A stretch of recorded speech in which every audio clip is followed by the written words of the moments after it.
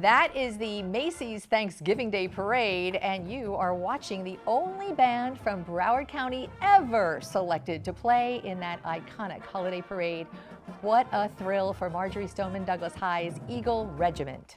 And what a thrill for all in South Florida to see that school in front of a national audience for all the right reasons. The reason Marjory Stoneman Douglas band director Steve Rivero is with us, apparently fresh off the plane. Is that true, from New York City? Hi, Steve. Yes, Wow. Well, if you haven't slept yet, then we appreciate you staying up for us. So welcome back. And how did it go? It looked like it went really well. it was phenomenal, an absolute dream come true. And there were a lot of people there. There's like 162 people from Stoneman Douglas High, besides chaperones and parents. How did you sort of corral the cats? How did you get them all really on team for playing what is an iconic parade in front of a national audience? It's like I said to all the families Thanksgiving evening after everything was done, none of it would have been possible without the assistance of everybody involved. It truly takes a village, as everybody knows, to have something successful. And we were able to just do that, corral it all together, and to have it culminate with an incredible production run at the end of that parade was just magical.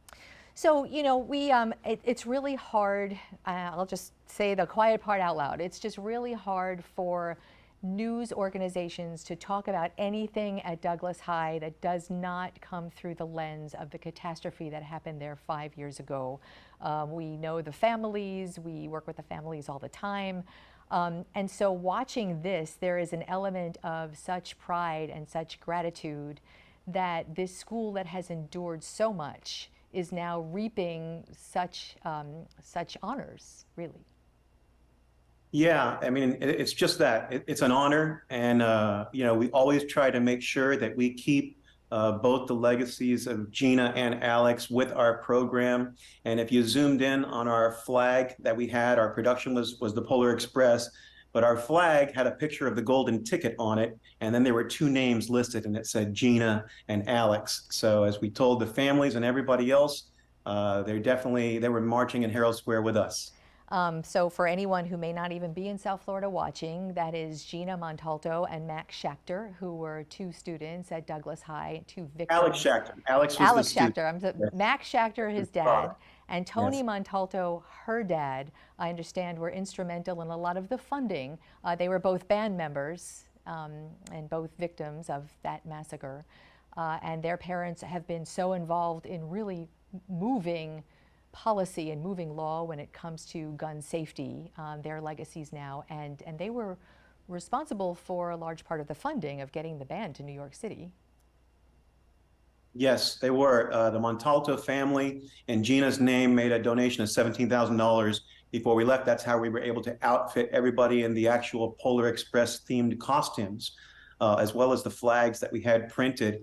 And the Schachter family donates an annual amount every year to our program, $25,000 in the name of Alex. So you became band director there in 2019, is that right? That's correct. So that was a year after the fact. Take us inside how you deal with that and how you deal with what happened. And, since then, it's still very fresh. There are congressional and lawmaking groups going through the 1200 building before it's demolished, which is still a crime scene. Get a little personal with us, if you would. How, you're fresh to the school a year later, tasked with leading the band. How do you maneuver that? Sure. Well, my principal, Michelle Kefford, I worked with her a lot of years at Flanagan, and she was named to be the principal at Stoneman Douglas. And of course, I went over with her during that time. We talked a lot with the families because I really wanted to get a chance to know everybody and at the same time be extremely sensitive to everything that had transpired. However, my son Robert is not my two sons that are here, they're in the band marching, but my oldest son Robert, he's another director with us at the school. We talked about our philosophy of making everything about these students, okay, and making a lot of fun experiences. So our first year there, we were set to go to a Bands of America regional, just up and back in Orlando, to Orlando the same day. And we sat the students down and we said, we're not going to do that. I said, we're going to go up, we're going to compete at the Bands of America regional, but then we're going to go to Walt Disney World the next day and we're going to march in the Disney parade. So just things like that about really trying to make them shine in a positive light.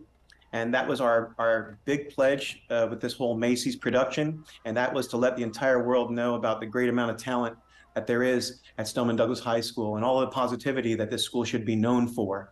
And we're just going to continue forward with our mission, again, to shine this positive light on this incredible school and these incredible students of this community. So now, 5 years later, there has been a turnover. High school is 4 years, so there's been a turnover of students. So I'm guessing there's no one in the band that was there in 2018, right?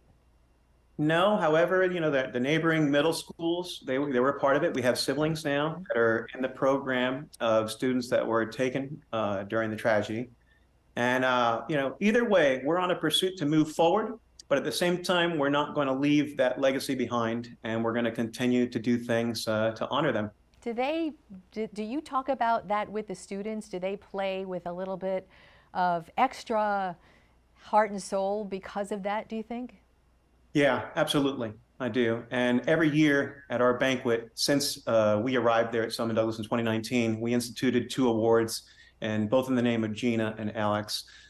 Gina's is the Spirit of Color Guard Award, because she was in the Color Guard, and Alex is the Spirit of Music Award.